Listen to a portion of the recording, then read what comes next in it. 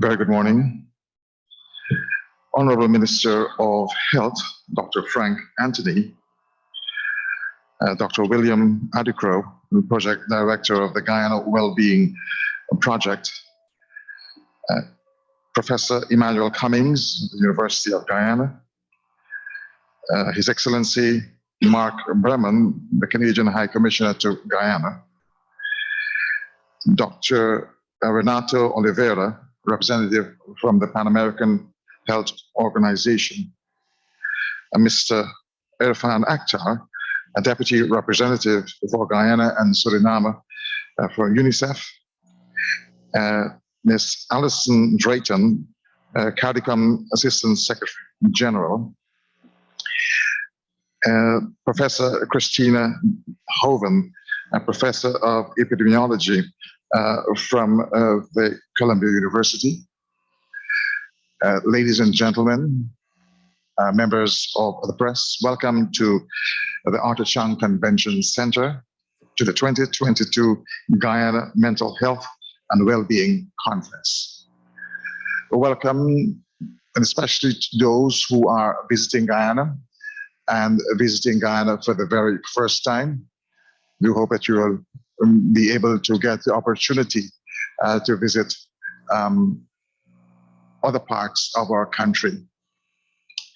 My name is Nazim Hussein, and it's my task to be the chairperson of today's proceedings.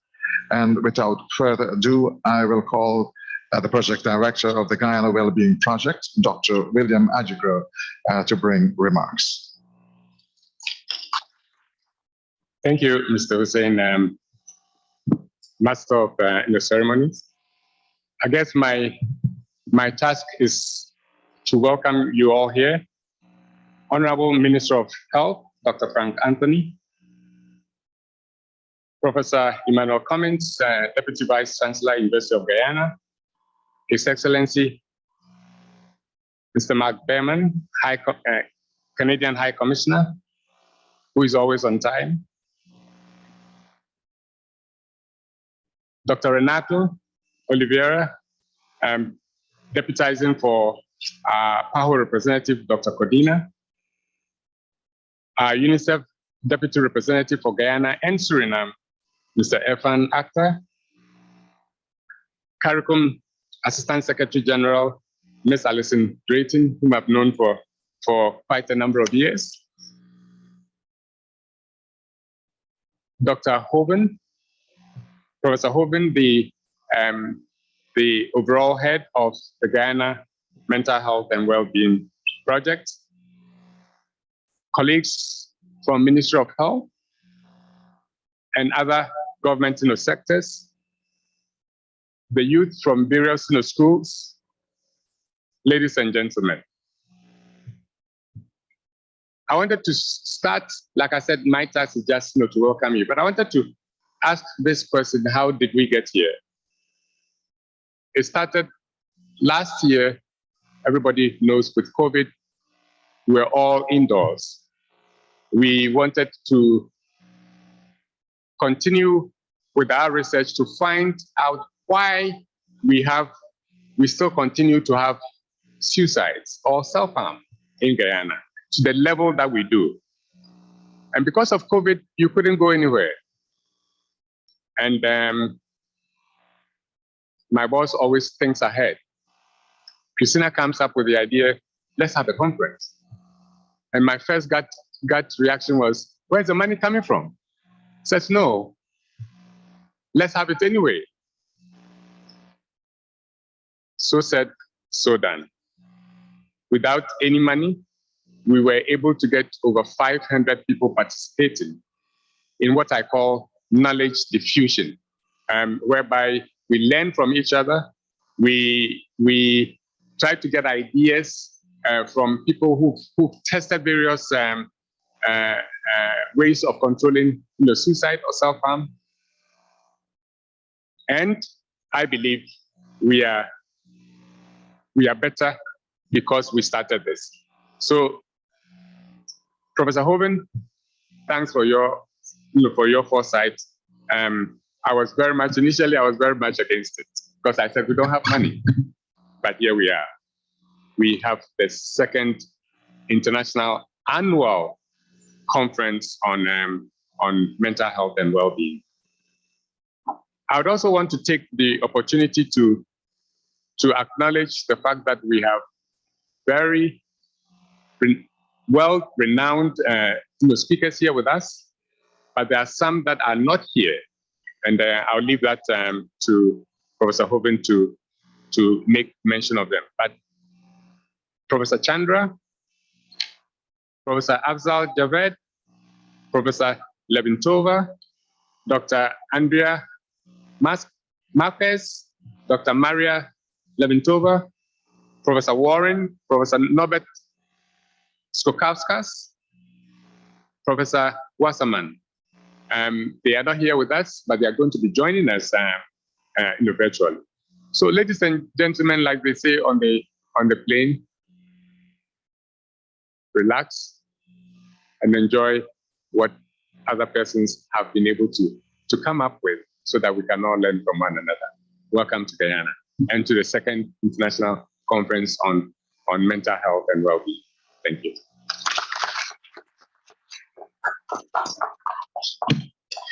Thank you very much, Dr. William Adekro, speaking on behalf of the Guyana Wellbeing team.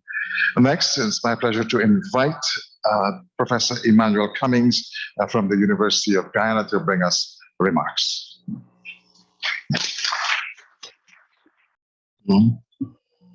Thank you very much, Nazim, Master of Ceremonies.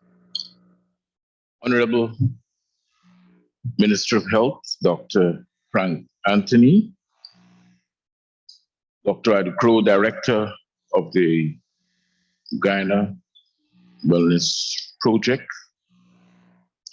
a number of representatives from the diplomatic community that are here.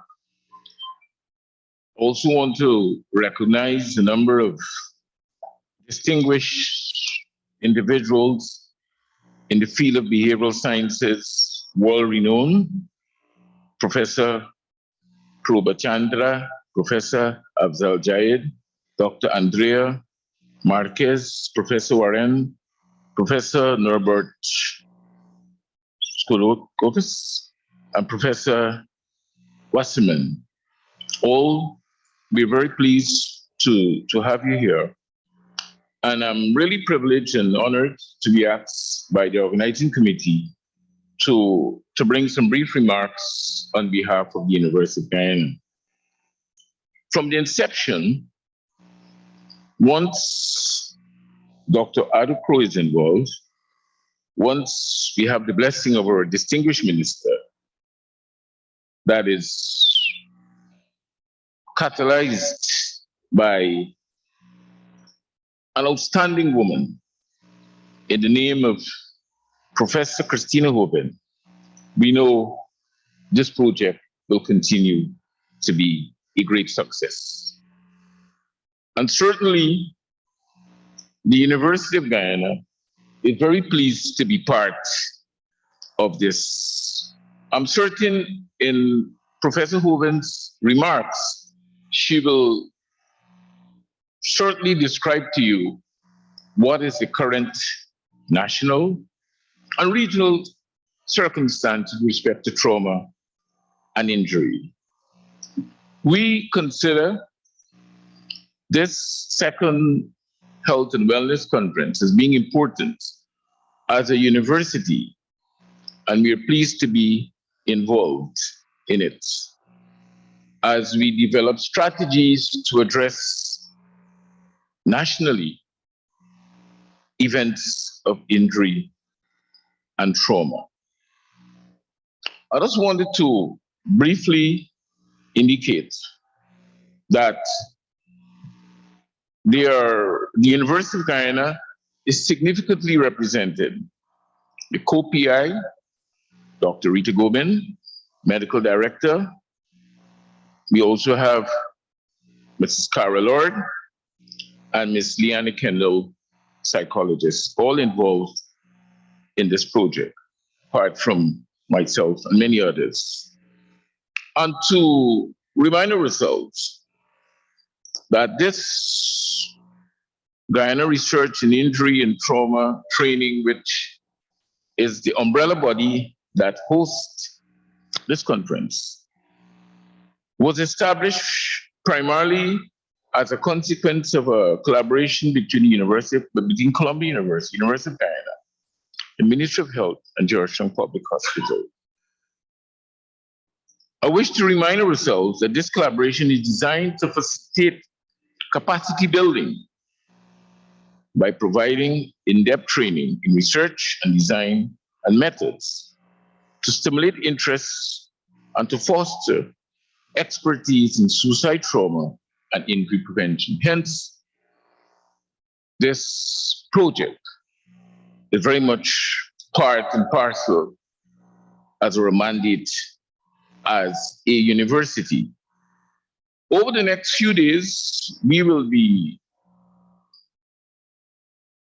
see a whole host of presentations that will not only stimulate your appetite, but also try to examine solutions to address a number of issues with respect to injury and trauma. You know, when I looked at the project of itself, and of course, as a country, and countries all over the world are guided by 17 United Nations Sustainable Developmental Goals. And this project addresses 7 of those goals.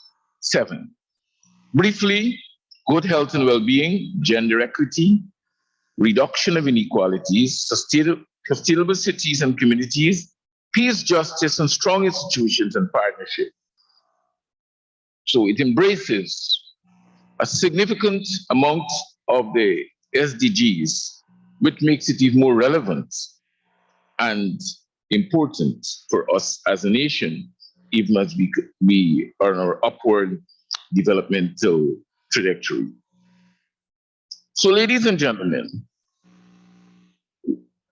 we are well aware of the many injuries and violence which can be prevented through the collaboration of the relevant sectors, which is evident today in this second conference. It is now time to take the necessary action to stop the rising tide of injuries and violence. Certainly we have the leadership. The leadership and our presence truly demonstrates commitment by both your presence and your institution, as well as those that you have influenced nationally and internationally to address these matters of injury and trauma. We need to make our homes, our workplace, our schools, and our transportation much safer.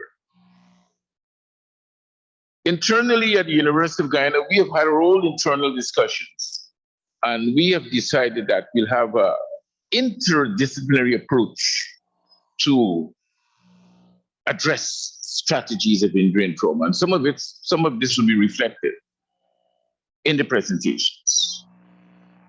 In closing, I wish that we have a very successful discussion, but after discussion that we continue with the relevant action so that our discussions will not go in vain. Tomorrow is our reward for working safe today. Thank you.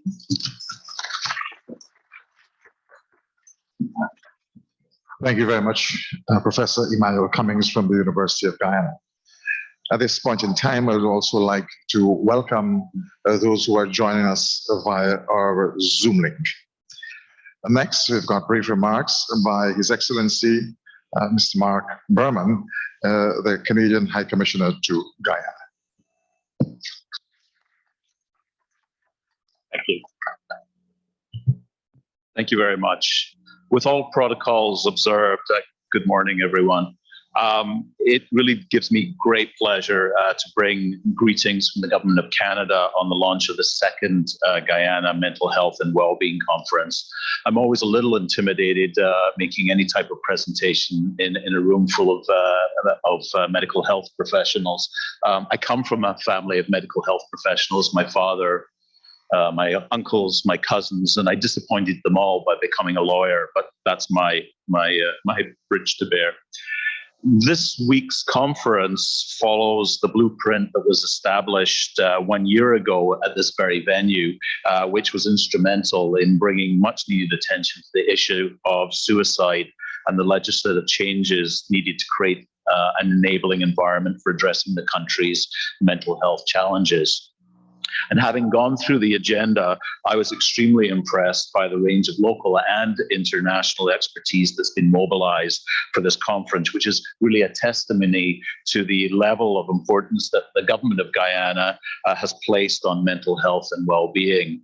In this regard, it's only fitting that I use this occasion on behalf of the Government of Canada to commend the Government of Guyana for recently passing the landmark Suicide Prevention Bill, which seeks, amongst other things, to decriminalize suicide in an effort to address the country's high incidence of cases. Canada is therefore extremely pleased not only to endorse, but to actively participate in this conference over the next few days. As you may have noticed, we will be officially launching a mental health project with Canadian partner, the International Development and Relief Foundation, IDRF, later this afternoon. Additionally, renowned clinical psychologist Dr. Taib Rashid, who is engaged through the project, will be leading a workshop on strengths-based resilience, SBR, as part of the wider conference. I'd like to take this opportunity to thank the organization for affording us the relevant space in an extremely packed program. I'd also like to recognize the government's partnership with Columbia University and their groundbreaking approach to understanding suicide in Guyana. I was fortunate enough to meet with the team just last month, and I received a first-hand account of their work.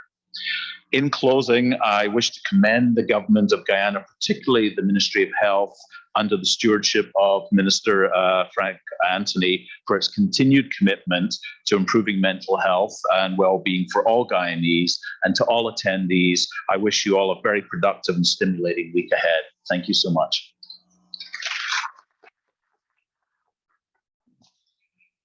Thank you very much, Your Excellency. Next, we've got brief remarks from Dr. Renato Oliveira. He is making remarks on behalf of the PAHO representative in Guyana.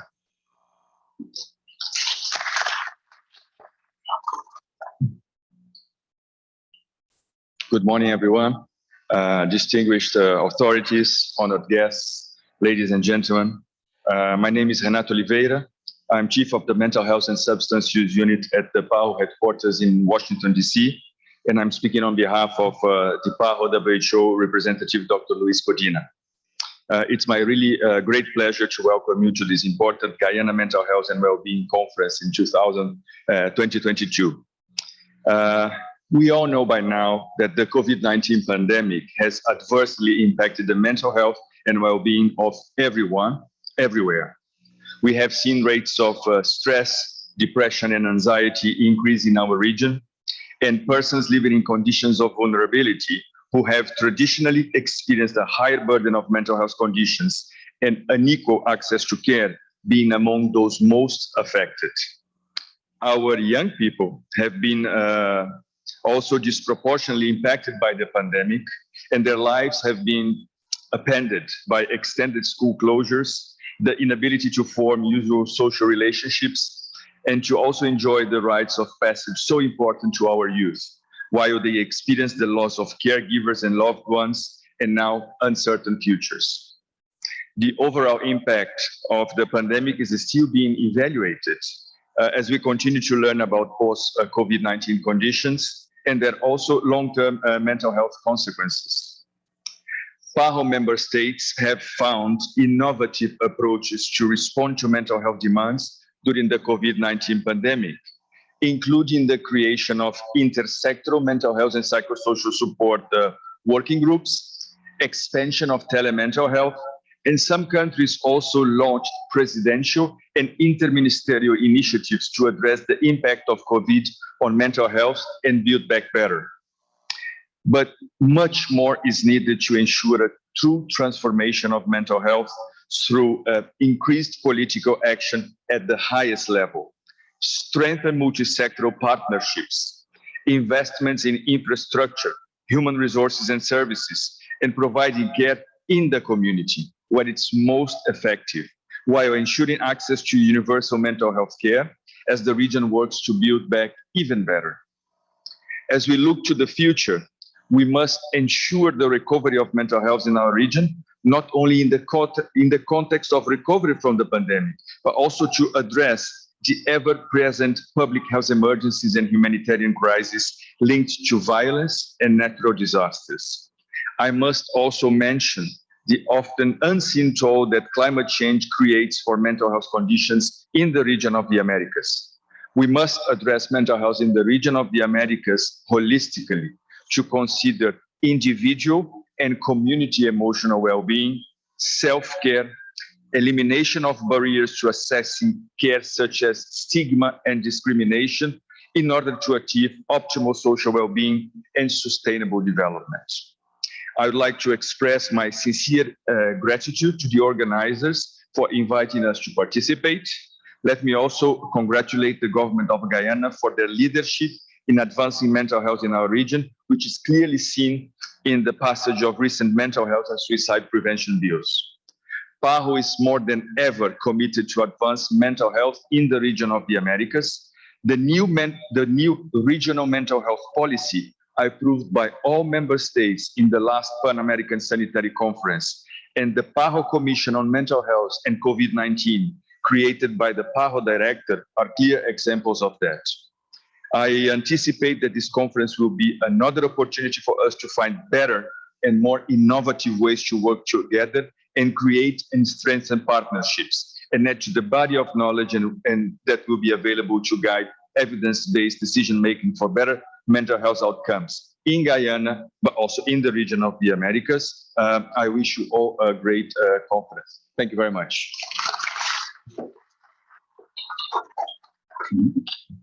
Thank you very much, Dr. Renato Oliveira. Next, brief remarks from the UNICEF Deputy Representative for Guyana and Suriname, Mr.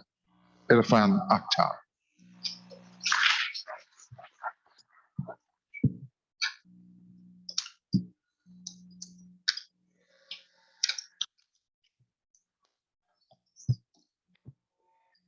Thank you, Mr. Chairperson, and good morning to all protocols observed, and greetings from UNICEF.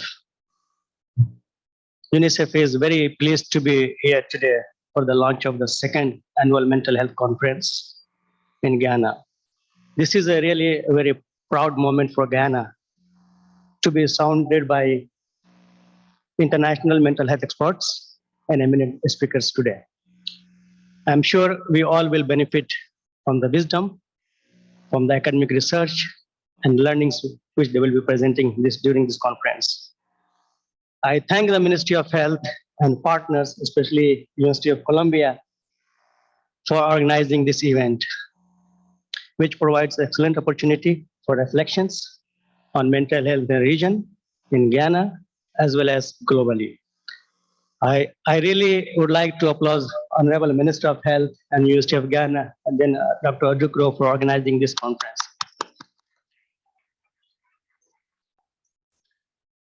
As we all know that mental health is a global issue, and it's a time to create awareness and advocate for favorable policies and plans and strategies to improve the mental health of the people in any country. And I see Guyana is taking the leading role in this regard. According to a recent estimate, 1 in 10 children and adolescents have a mental health condition globally. And 1 in 5 children are living with a caregiver who has mental condition. It means the issue is not easy as we think. It's a quite serious, but probably we are not able to identify, diagnose, and provide the supportive and enabling environment to improve the mental health. The COVID pandemic has significant impact on all of us, including children. It has created serious concern about the mental health of children and their families everywhere. And Guyana and the region is not disputed. We have all gone through the difficult time of COVID pandemic. Even before COVID pandemic, children and young people carried the burden of mental health conditions.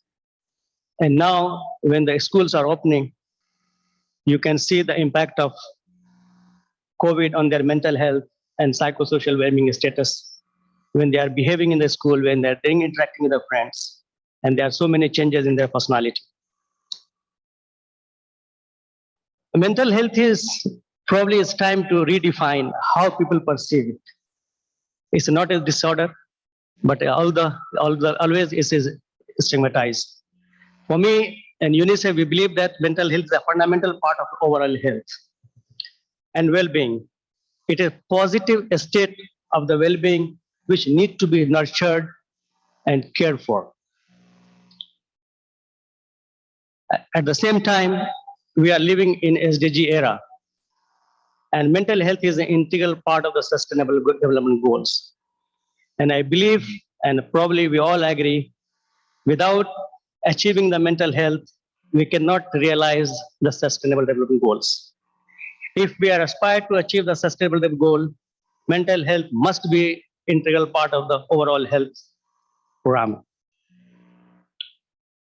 Promoting and protecting and care for children's and young people's mental health will play important role in achieving not SDG 3, but other 17 SDGs, because all SDGs are interconnected and dependent to each other. At UNICEF, we believe that every child has the right to survive, thrive, and grow up in a safe and protective environment, including access to quality mental health and psychosocial support. Mental health is a global priority for UNICEF, and I'm very pleased to share that Ghana is one of the pilot countries for UNICEF Global Mental Health Initiative. I'm also pleased to share that UNICEF and WHO has signed global MOU and joint prom on mental health, and Ghana is going to be one of the countries.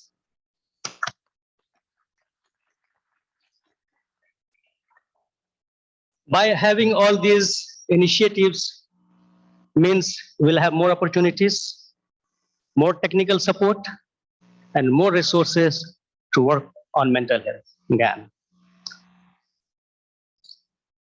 UNICEF's report on the state of world children 2021 focuses on promoting, protecting, and caring for children's mental health.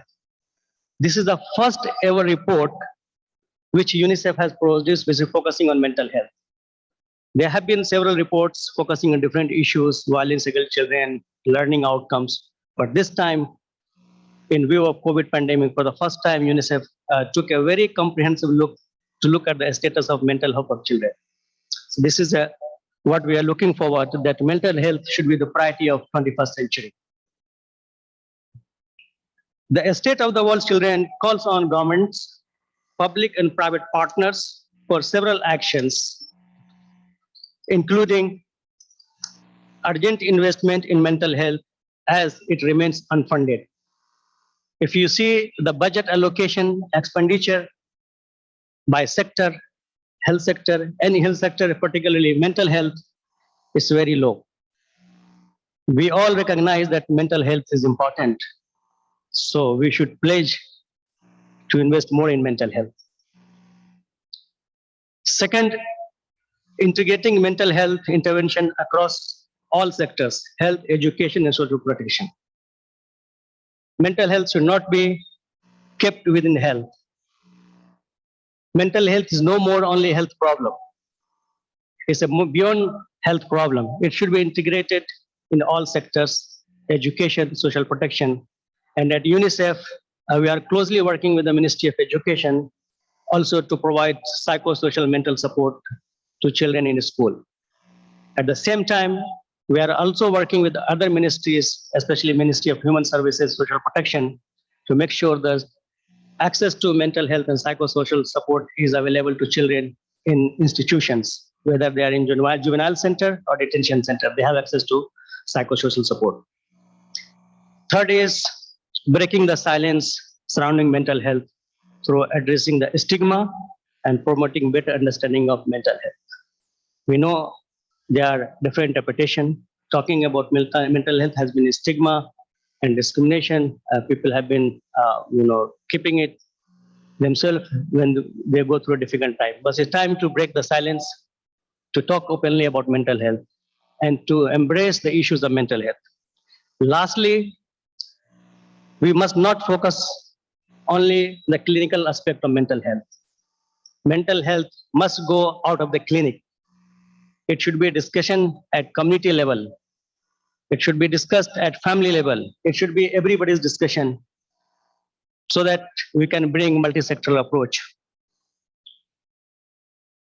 UNICEF stands ready to work with the Ministry of Health under the leadership of Honorable Minister.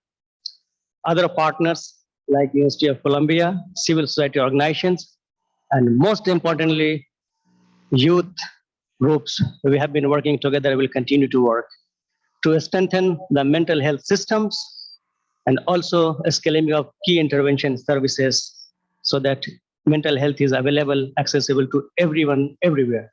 Thank you so much.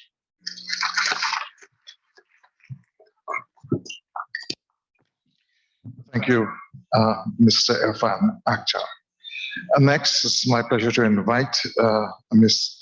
Alison Drayton, the CARICOM Assistant to the Secretary General, to bring us brief remarks.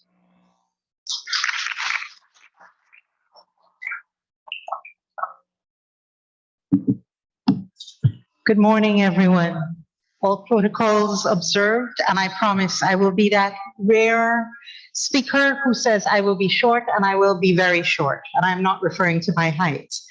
I would like to congratulate everybody involved in organizing this important conference. It is wonderful to see the issue of mental health finally come to the fore, particularly in this region, which, as we all know, historically has swept this under the bed. So kudos to all of you. As highlighted by the previous speakers, it is critical to address this issue, given the profound impact on our societies, not only after the last 2.5 years of the pandemic, but also I think we seldom treat with the impact on those of us who deal constantly with the constant and existential threats caused by extreme weather events linked to climate change. And I'm very pleased that in the last, I would say just in the last decade, for those responders who go in to help countries recover from an event, the issue of psychosocial support, as highlighted by UNICEF and PAHO, has become an integral part of the package of recovery. We also need to speak of this issue openly, given the levels of depression and suicide in our societies and the concomitant impact on other health issues. I am very sure that the high levels of NCDs in our region are not just due to a very unhealthy lifestyle, but in fact, issues of mental health do go down through the body. It is in fact one. I would particularly stress the need to look at the issue in terms of the link to violence, as again, previous speakers have highlighted, particularly domestic violence. The Caribbean, which loves to lead, I would sadly note, is very good at leading with some absolutely appalling figures on violence, particularly gender-based violence. And we need to deal with this as one of our priority areas. Again, congratulations to all and for bringing this issue to the fore, and I look forward to very interesting discussions and the meat of the keynote address. Thank you. Thank you there, Assistant Secretary General, Ms. Alison Drayton, Assistant Secretary General from CARICOM. Next, we've got a video presentation. This video presentation will bring greetings from international collaborators.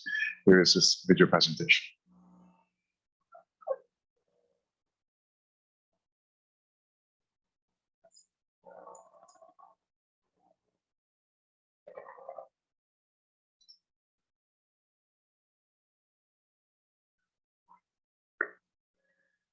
Hello, everybody. I'm Dr. Prabha Chandra from India, a professor of psychiatry and the Dean of Faculty, Behavioral Sciences at the National Institute of Mental Health and Neurosciences. And I bring to all of you greetings from India, and I wish the second annual conference of mental health and well-being at Guyana in Georgetown great success. Indeed, I would have liked to be with all of you, but I'm sure I can assure you that I will do it the next time and join you in your next conference. As Guyana starts thinking about mental health and the programs related to it, I would like to emphasize that there's a lot that we can learn from each other. We have a lot in common. We have a common heritage. We also have strong sense of religion and spirituality. And we also are a collectivistic society, and families are a great protective factor for mental health and our well-being. But we also know that there are a lot of risk factors. There are high rates of suicide, domestic violence is a problem, and there is a lack of trained human resource in the country. So as we start thinking about what we want to do as we go ahead and during the conference, I think there are two things that I would like to emphasize, and that we can partner in and collaborate to take it forward. The first is training mental health professionals.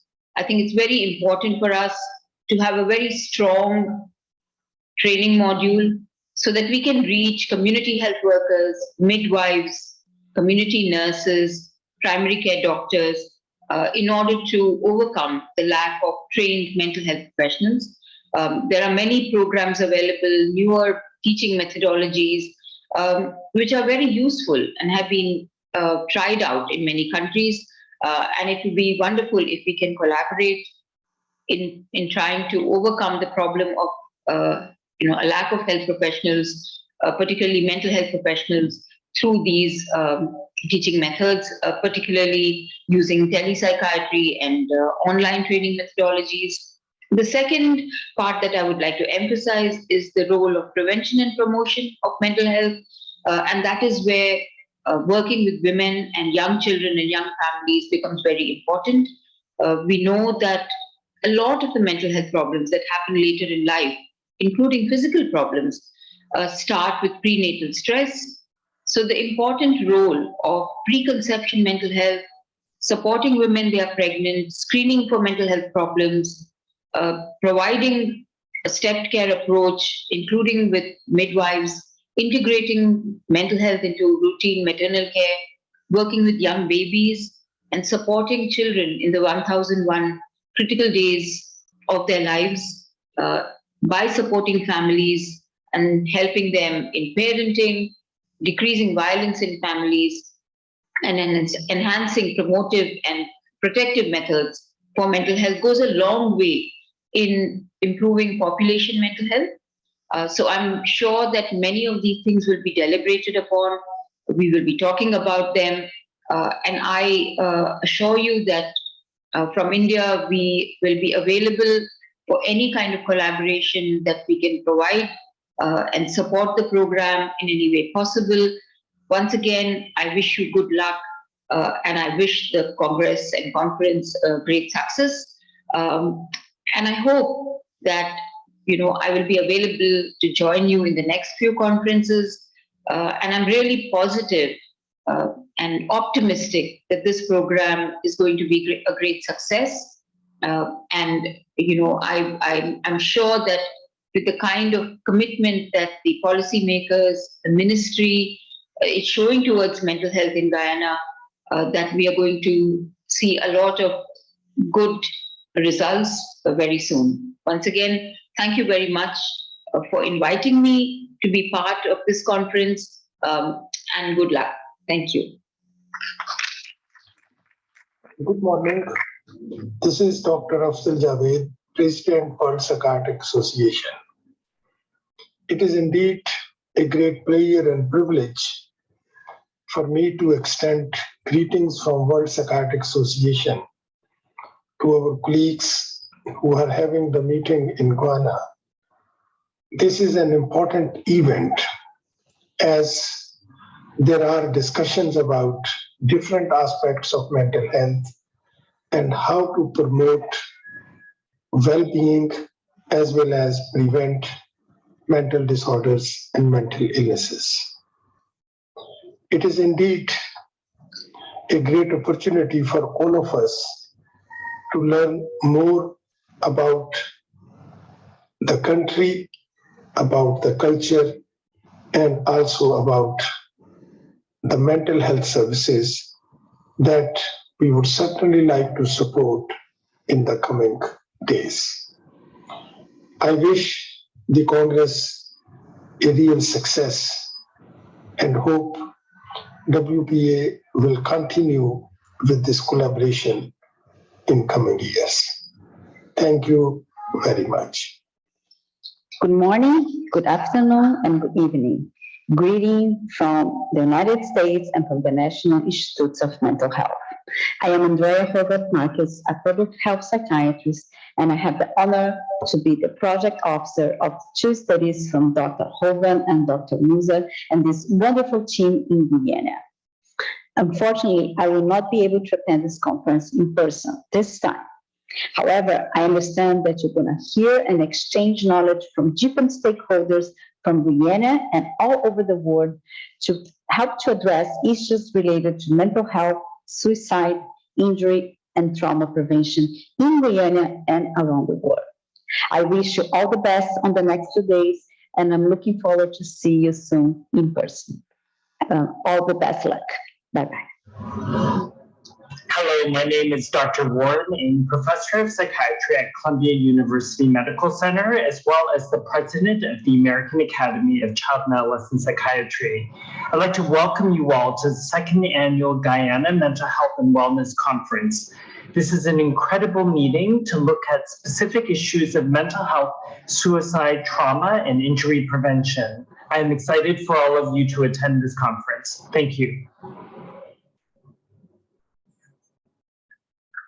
Hello, my name is Norbert Skokauskas. I'm professor of child and adolescent psychiatry at the largest university in Norway.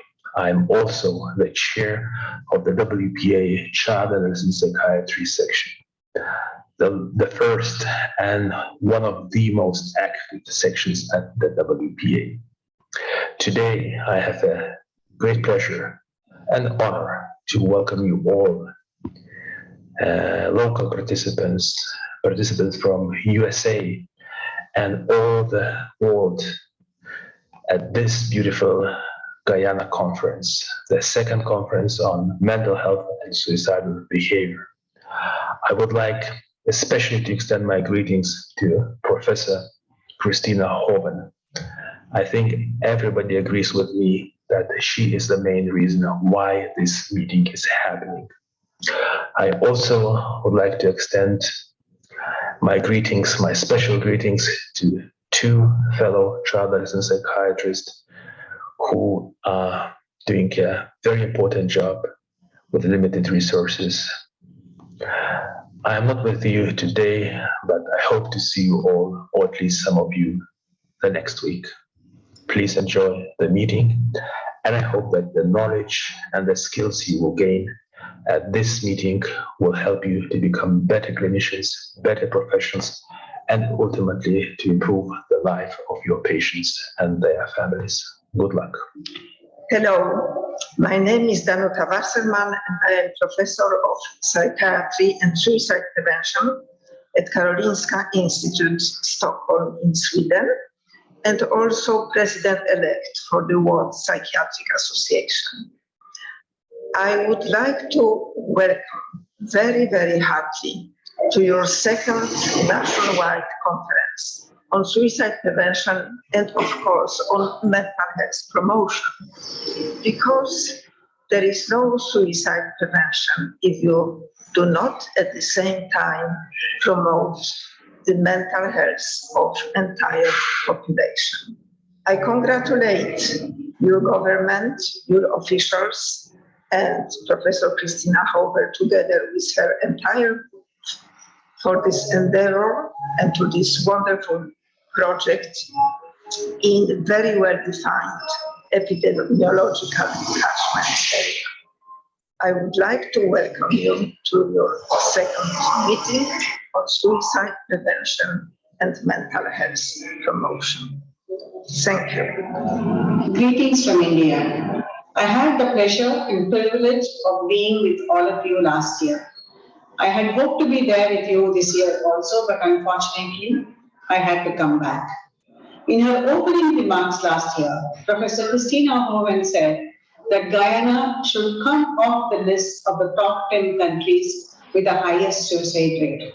I reiterate and echo her sentiments, and I would urge all of us to work together and see that in the next 5 years, Guyana is off the list of the top 5 countries with the highest suicide rate. Under the dynamic leadership of the Honorable Minister, Dr. Frank Anthony, the collective commitment and will of all of you there, I think this is totally achievable. My best wishes for the conference and the warmest regards to all of you.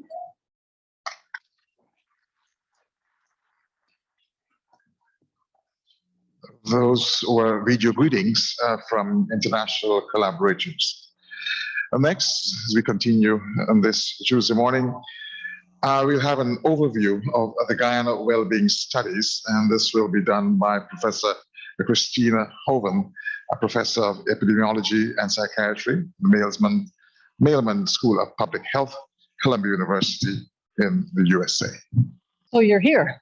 We filled up the seats this year, so that's a great achievement, and I want to welcome all of you, and I particularly want to welcome our international collaborators, our leadership in the ministry, all the ministries. We are here together because we all have come to the realization that we cannot win this battle in this country or in any country if we don't come together.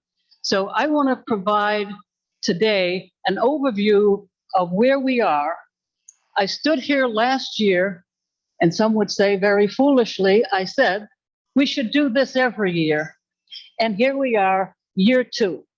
We had no money last year and almost no money this year, and yet we're able to put on a very powerful meeting of the minds. And I'm very, very proud as I look around the room and I see that we have, in fact, the representation of all of you here in Guyana to address the problems that are most pressing. So let's see what we can say. So why are we here? Last year, we had a question, what were we doing? We put the conference together in 2 weeks because we were all chafing under the banner of COVID, and we wanted to do something. So we said, let's have a conference. Here we are. But why are we here? Why are we here? We're here because we want to share and present research findings and ideas. Our ideas, your ideas, collective ideas. We want to increase collaboration among all sectors of services and society. We cannot, and I think we all realize that, we cannot win this battle alone.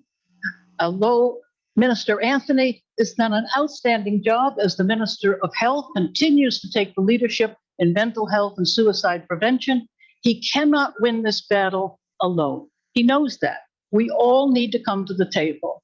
We all sectors of society, all service sectors, we all need to work together. We want to foster transparency. We want to know what each other is doing. It turns out that there are tremendous strengths, tremendous, wonderful activities going on throughout Guyana that most of you don't know about. This conference provides an opportunity for you to hear from your peers and to learn what's going on. We want to increase the level of well-being through this knowledge and through research. The bottom line is that we want to remove Guyana from the top 10 countries in the world with the highest suicide rates. Somewhere in this audience, there's a person from Hungary, a psychiatrist, Judith Balzas. Hungary, not too many years ago, used to top the list. #1 for suicide in the world. It's no longer in the top 10. Why? Because the country came together and decided that suicide was something they wanted to get rid of as a national banner, a shame for the country, and they did it. And Guyana's going to do it too. We're going to get off the top 10. That's one of our objectives.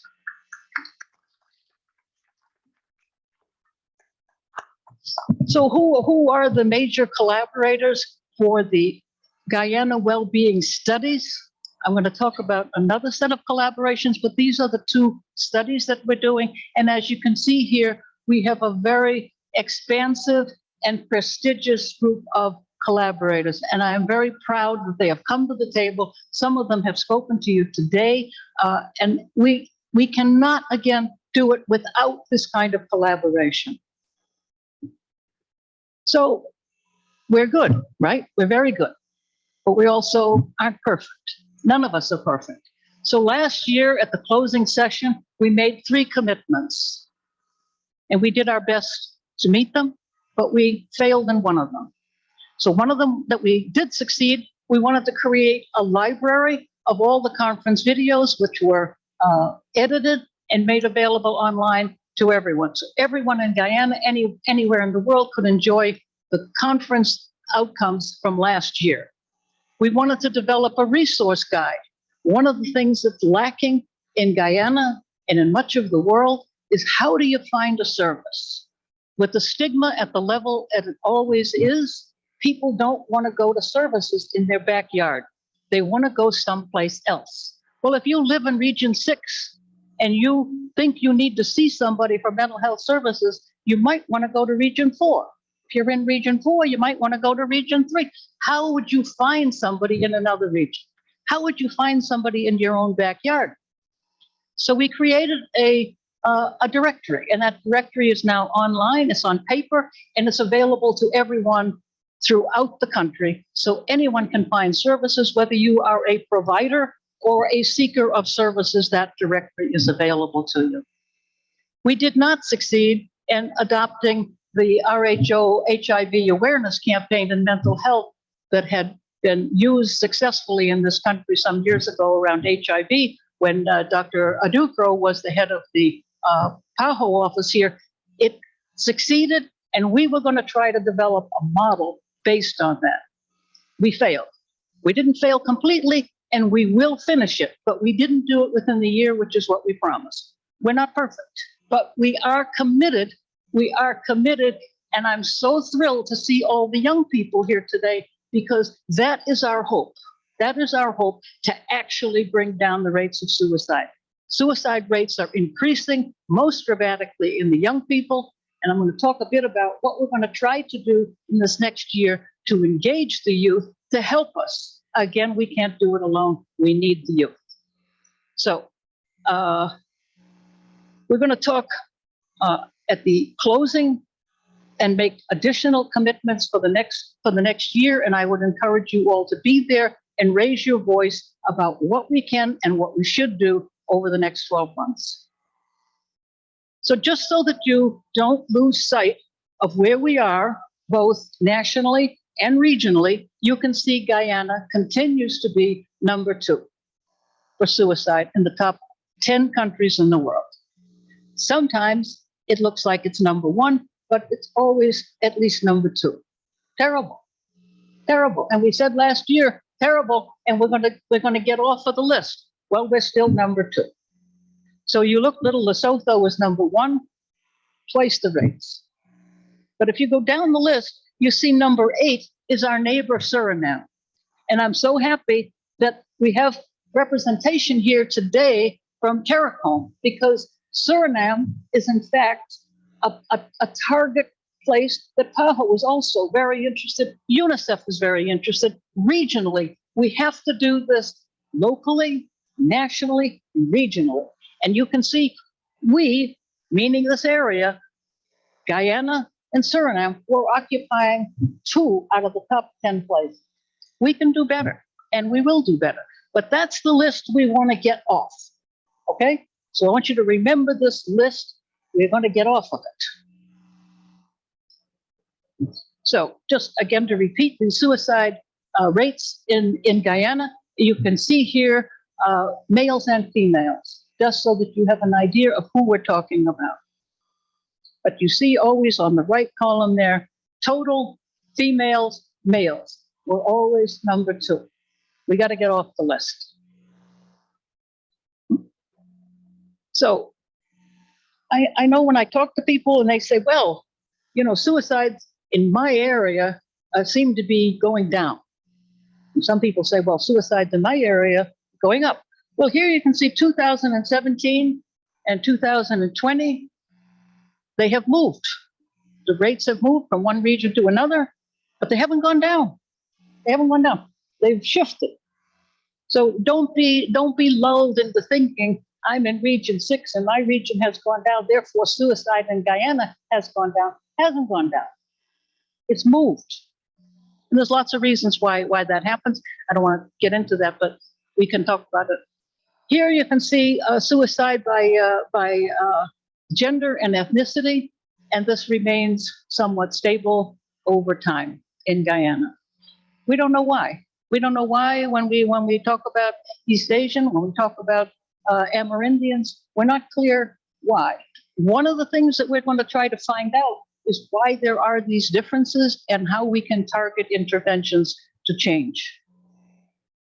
And here you can see suicide methods. And again, I am very sorry that Lakshmi Kumar is not here because she was going to give a keynote address on poisoning as a form of suicide. She is an expert in that in the developing world, and I'm sorry she's not here to present that. She got sick and had to return, as she said, to India.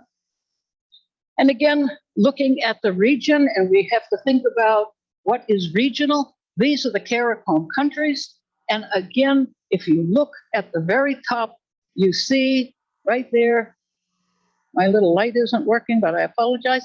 But you can see Guyana and Suriname stay at the top.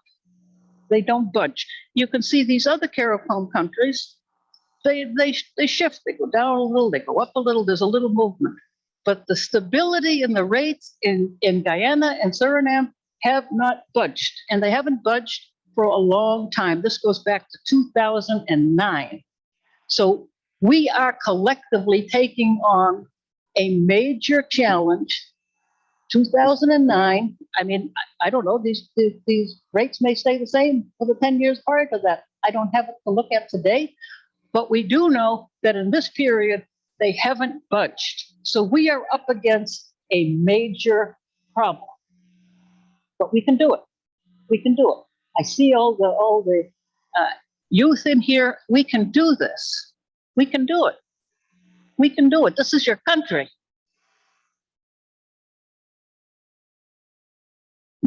And here we were talking a few moments ago before the meeting started about suicide in the elderly.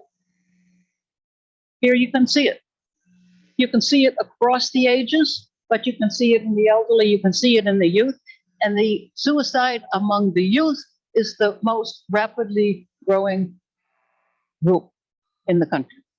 Not only in this country, but throughout the world. Suicide in young people is a problem throughout the world. So we have to figure out what to do. I want to talk about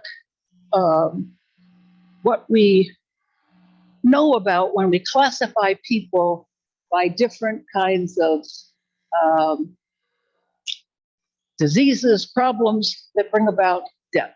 So here we have lost years of life. And when we look here in that green box, this is for ages 15 through 49. It's in 2019.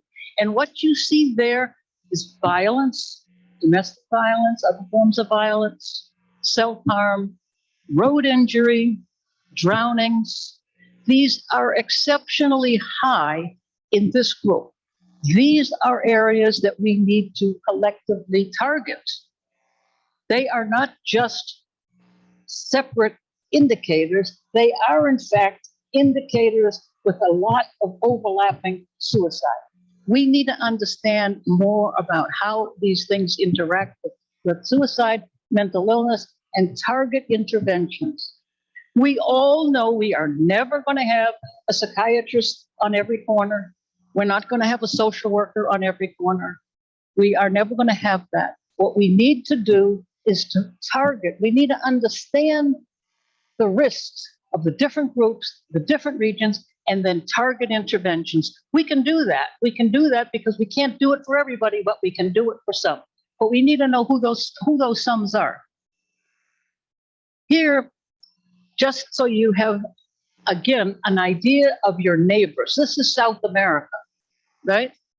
So when we talk about the world and we say, look, Guyana, #2 for suicides in the world. Well, what happens when we look at your neighbors, all of South America? That's Guyana on the bottom. And why is it on the bottom? Those are car accidents, drownings, poisonings. Guyana's on the bottom on all of it. It means it has the most. Proportionate to the population size, it has the most. We can do something about those things. The Ministry of Health, all of the ministries, and you can help to address those things.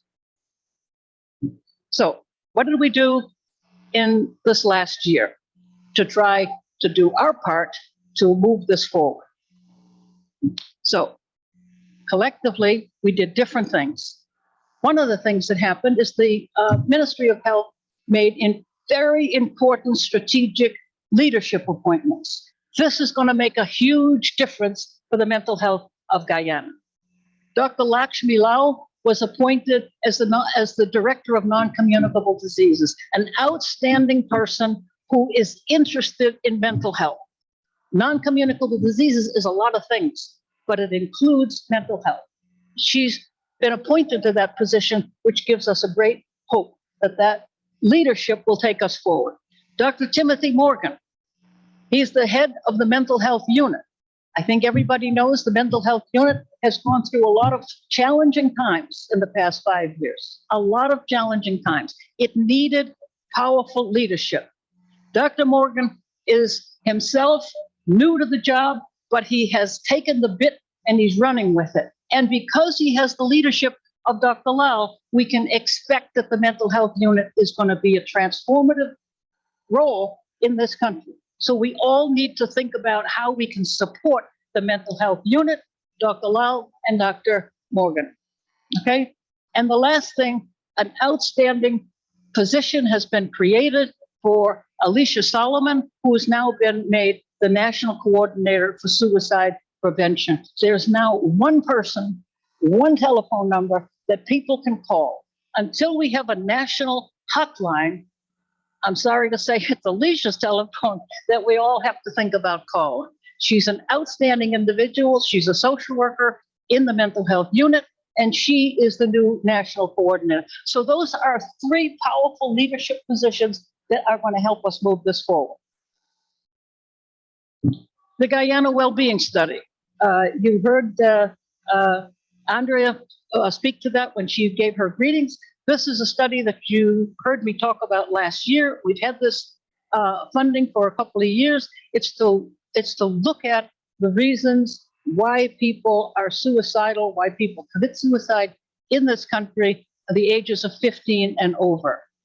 This is a project that finally last year, when we couldn't go into the field because of COVID, we finally out of frustration said, let's have a conference. That's where we are today. We're having the second conference. So what is that study all about? Just to remind you, it's to go beyond the traditional research of common risk factors, because that's not what's going on in Guyana. The common risk factors, we know what they are. We want to understand context, and we want to understand what drives suicidal thoughts and behaviors in this country. Why have you stayed #2 for so long? There are some unique contributing factors among this population that we need to find out about. It's a multi-pronged design. We're looking at a national representative sample. We're looking at clinical attempters, people who actually come into an emergency room, people who show up in a clinic who made a serious attempt to kill themselves. We're doing a psychological autopsy of those people who actually have died by suicide by interviewing family members, and we're now doing an emergency room sample. So the second thing here we're doing is uncovering the risk for suicide among youth in Guyana, and this is a new study, and this study is for ages 10 through 24. This was funded during this last year, and it's to identify suicidal thoughts and behaviors in this youth population. So it's a whole new population to look at and try to understand. We also have added in this project the emergency room. And as I showed you all of those figures, which I hope were convincing to you that there's something going on in Guyana, it's not just suicide, but it's all kinds of aberrant problems, such as car accidents, car crashes, drownings, poisonings. There's something, these things are in fact related. And what happens to the people who have these experiences? They go to the ER. And in ERs all over the world, people make the same mistakes. They treat the person for what they're there for, broken legs, concussion, whatever. But they don't go beyond to find out what's really going on. If you're an individual and you're in a car crash and you're all by yourself and you run into a pole, shouldn't we be asking, why did you run into that pole? There are some fundamental questions that we need to ask in the emergency room to identify people who are in trouble so that we can target those people and try to prevent them from hurting themselves further. Okay, so the new study includes an emergency room sample. We did start data collection in August of 22, and we have begun doing the interviews. We had hoped to be able to report here today about the national probability sample, but like all good things, we've waited. Why did we wait? Because the census, and you've all, I hope, participated in the census that's going on now. It's about to be completed.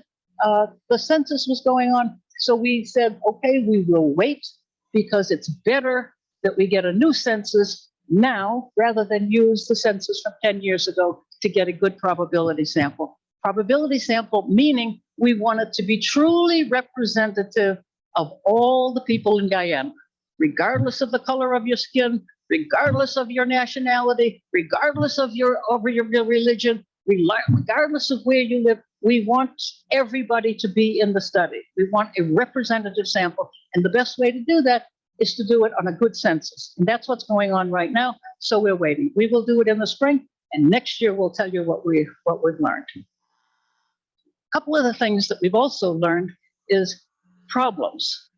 Problems when you try to collect good data in Guyana. There's a lack of a uniform suicide and suicide attempt reporting system. So how do you really get good numbers? So as I want to say here in front of everyone, I think I said it last year in front of everyone, to Minister Anthony, the numbers of suicide, as bad as they are, will probably go up before they come down, because as we do this work, we will in fact find more people who are now being misclassified. Not for any pernicious reason, they're just being misclassified out of not thinking about what's really going on. So the numbers may go up. So don't stone me. The numbers may go up before they come down, before we find the reasons. But we are committed, and we are working with the ministry to try to come up with a good uniform reporting system, not only for suicide and self-harm, but for everything, so that the country's reporting system, the country's data, becomes much more robust and meaningful for planning and intervention. the transmission of suicide prevention coordinator. There's a problem about the transmission of information between the regions. That is being also worked on.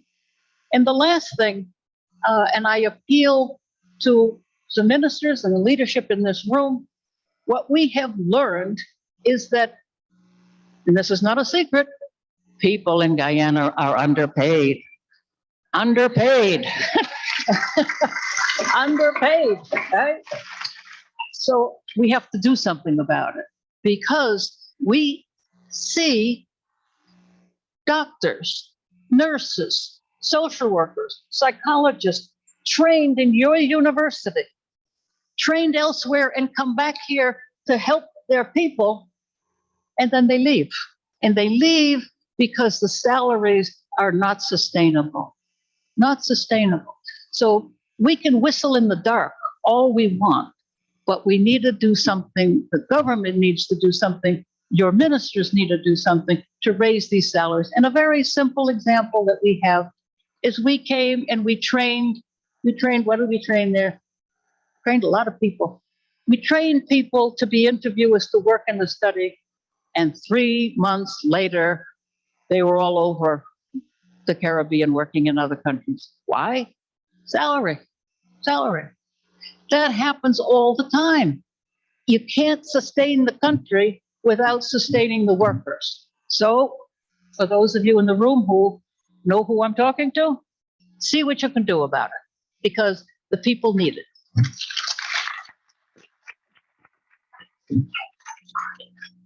Another thing we did this past year was to be funded for what we call GRIT, a very appropriate name. It's the Guyana Research and Injury and Training and Trauma Training. And it's at the University of Guyana.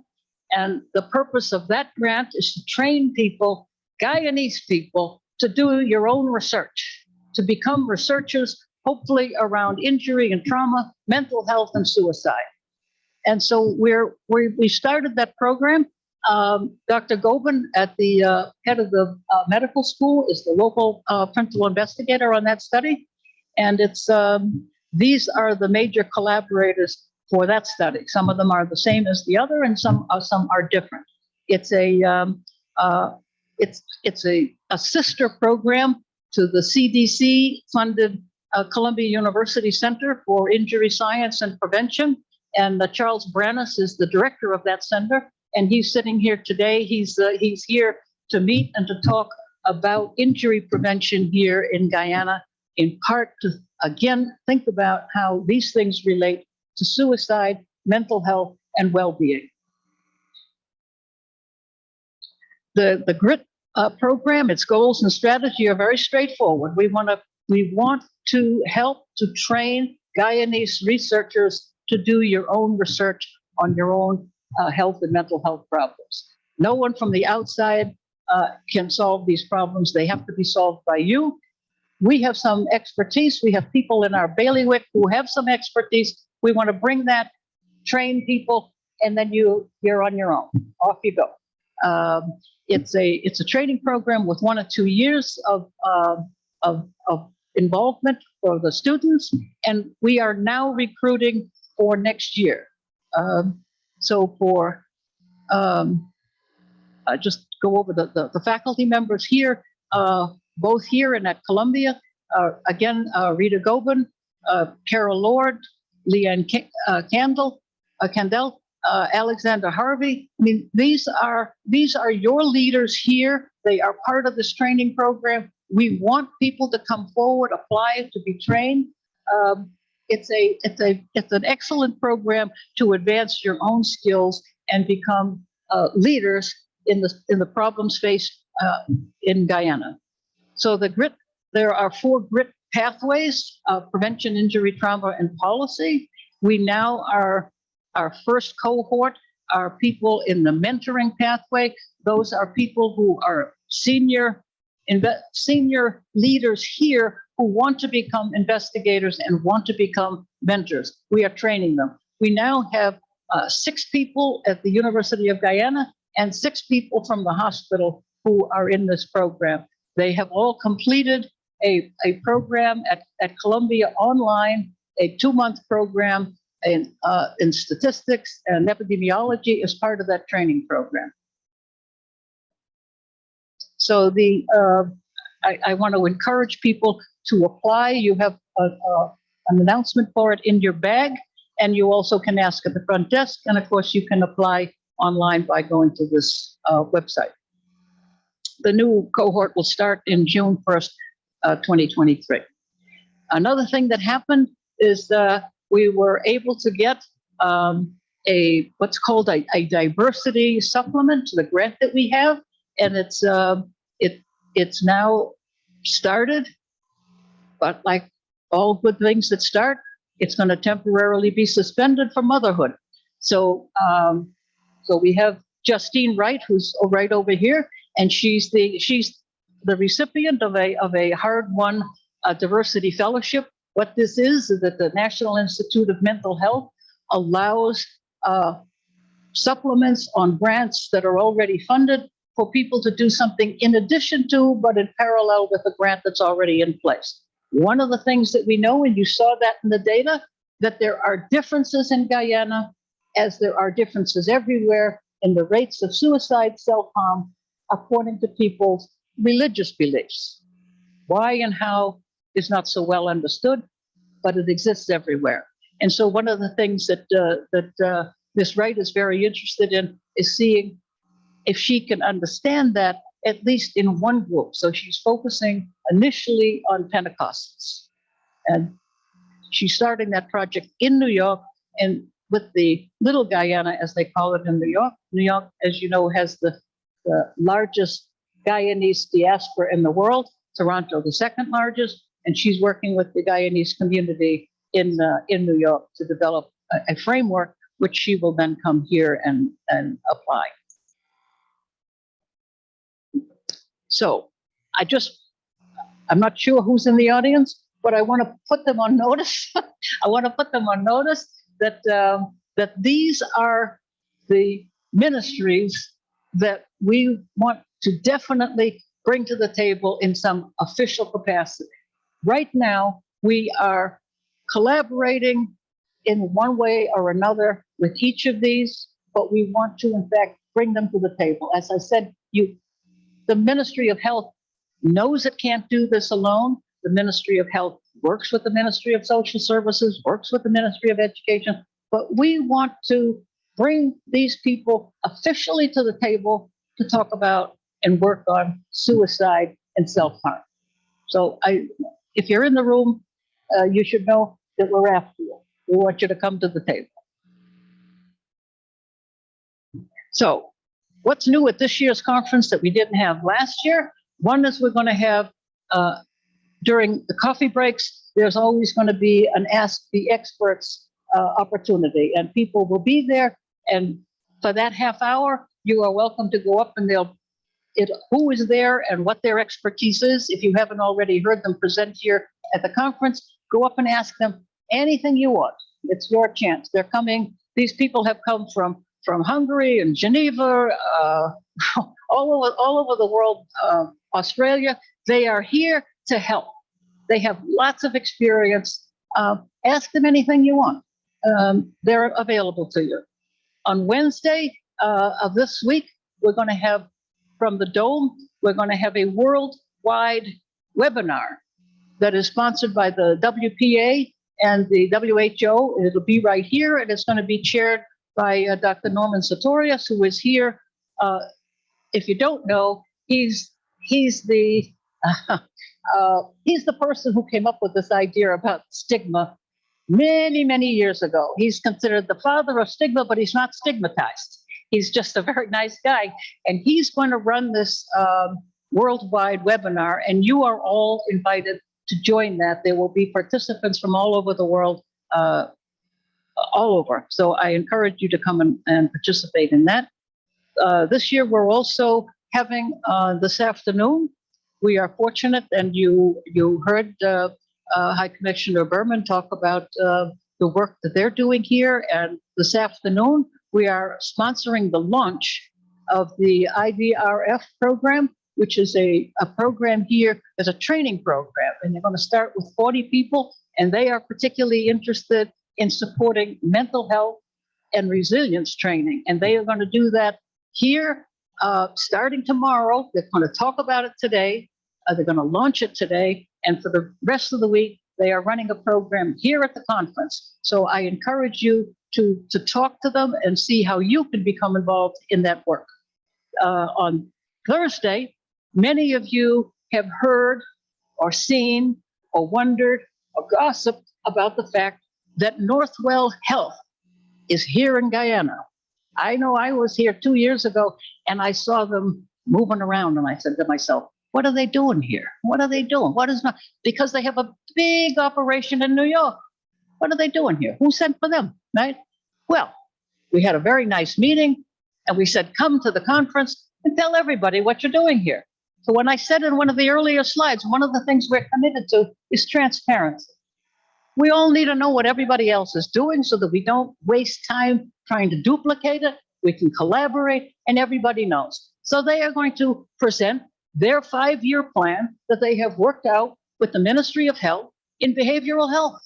So they are going to make another contribution. So we have the Canadian contribution, we have the Northwell contribution. Everybody should know. We have to know what everybody else is doing if we're all going to come to the table and work together. Okay? So I think that's an important thing to understand. And on Friday, we're going to, I hope, create a new movement in Guyana, a movement among the youth. There are a lot of young people in the room here today, and as I said, I am thrilled that they are here. We are not going to change and get off that list without the leadership and the support of the young people. It's where the rising rates are in suicide. And as you heard, UNICEF refer to the problems throughout the world of suicide and self-harm in young people. And it's here in Guyana. The numbers are getting higher and higher among young people. We can't stop it without their participation. So I hope on Friday, we're going to have a meeting, and we're going to talk about how we can do this in the schools. The Ministry of Education has gotten involved. The Minister of Culture, Youth, and Sports has gotten involved. And I should add, if you don't know, that our illustrious Minister, Frank Anthony, used to be the Minister of Culture, Youth, and Sports. So, you know, everything comes together. And I hope it comes together in this room around the prevention of suicide and self-harm. So that's what we're going to do on Friday. Using the international experts, we are also going to have a meeting, and that meeting will be a closed meeting. And it's a closed meeting because the people who did the reviews had the documents ahead of time. And we're going to work with the ministry, work with Dr. Lal, and try to provide some input based on a wealth of experience among these international experts on how the new laws, the new mental health law and the new suicide law can best be implemented. It's a conversation, but it's a conversation that I think will be very useful to the ministry as the ministry tries to figure out what to do going forward. I want to take just last few minutes and acknowledge the people who make all of the work that we do possible. There's a lot of characters on this list. They all give their heart and soul. I particularly want to acknowledge the two people on the top, Dr. George Musa, who's what we call an MPI. It's a multiple principal investigator on the two research studies, and Dr. William Adufro, who you heard from earlier, who's our local project director, makes this happen. We can't sit in New York and make it happen. He makes it happen here. All these people give, as I said, their heart and soul to make this work, and those two people are particularly generous with their effort. I also want to take the opportunity to thank very profusely Vice Chancellor and Dr. Paloma, who's the chancellor of the university, for her work in bringing to us the opportunity of having good technical support. I think you were here last year. You saw that we had people in the wrong rooms and on the wrong Zoom calls. We did it by the seat of our pants, and we made a lot of mistakes. We'll make mistakes this year too. It's okay. We all make mistakes, but the university has been very, very generous, and these are the people who have made this happen for us. And I want to thank them very profusely. And that's it. So thank you very much. Thank you.